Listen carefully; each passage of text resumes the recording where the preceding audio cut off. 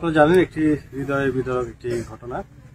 পাখিরহাট জুগিরপাড়া, আরাজের জুগিরপাড়া, এখানে একটি খানসানামা থানাধীন। আর এখানে আমরা খবর পেয়েছি নীলাদ্রি এবং ওনার মাতা সুজাতা,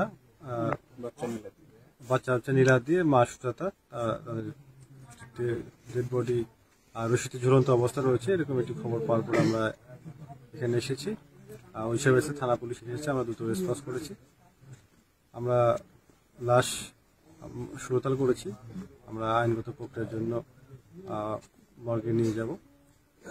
এর পরবর্তীতে আমাদের তদন্ত কার্যক্রম অব্যাহত রয়েছে।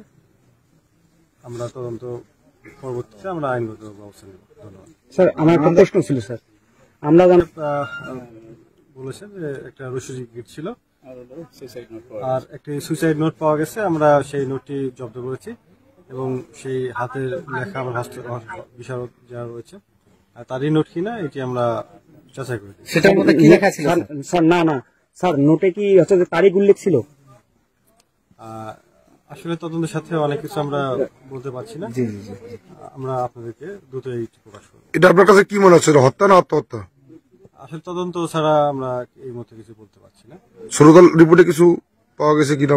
না, সুরতাল রিপোর্ট আমরা করেছি, তো আমরা আরো তদন্ত করব। তদন্ত করে এটি নিয়ে আমাদের বিশেষজ্ঞ মতামতেরও প্রয়োজন রয়েছে।